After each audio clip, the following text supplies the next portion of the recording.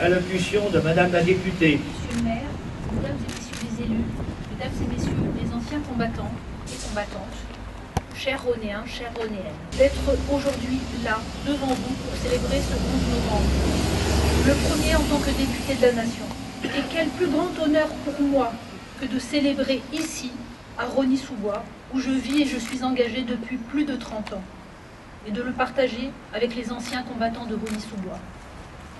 11 novembre 1918, l'armistice était proclamé. L'heure de la paix sonnait. Enfin, après 4 ans de terribles combats, l'heure d'une paix acquise au prix de sacrifices de millions d'hommes des Amériques et d'Asie. Célébrer l'armistice, c'est tout d'abord penser à ce sacrifice ultime pour défendre notre territoire et préserver nos libertés. Célébrer l'armistice, c'est bien sûr évoquer la guerre totale, sanglante. Le 11 novembre est aussi une journée d'hommage à tous les morts. Alors que nous souvenons des anciens combattants, souvenons-nous aussi des combattants d'aujourd'hui qui agissent chaque jour pour défendre notre liberté. Souvenons-nous de leur bravoure et de leur sacrifice. Mais comment commémorer le 11 novembre aujourd'hui sans parler du présent et de cette guerre qui frappe de nouveau à la porte de l'Europe, alors même que nous pensions avoir rejoint les rangs des territoires en paix. La guerre en Ukraine signe le retour tragique de la guerre en Europe. Elle fracture les espérances que nous formions pour l'avenir du continent.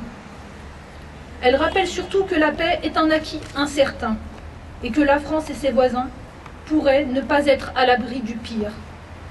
Elle nous rappelle la fragilité de la liberté dont nous profitons chaque jour, de la fragilité de la paix qui règne autour de nous, de la fragilité de la démocratie qui permet cette paix. C'est ce que Paul Valéry, au sortir de la guerre 14-18, rappelait lorsqu'il écrivait « Nous autres, civilisations, nous savons maintenant que nous sommes mortels. Nous sentons qu'une civilisation a la même fragilité qu'une vie. » Enfin, ce 11 novembre 2022 est particulier. Il marque le centenaire du 11 novembre comme fête nationale officielle. En commémorant ceux morts pour la France, nous fêtons aussi ce qui fait de nous une nation. Fêter le 11 novembre, c'est aussi fêter la République. C'est fêter la liberté, l'égalité et la fraternité qui nous unissent. À l'heure où notre société est de plus en plus fracturée, faisons aussi de ce moment de communion nationale une boussole pour faire advenir le vivre ensemble. En gardant vive la mémoire de ceux qui se sont sacrifiés dans les ténèbres de la guerre, œuvrons pour faire la promesse républicaine, condition nécessaire de la paix. Vive la République, vive la France.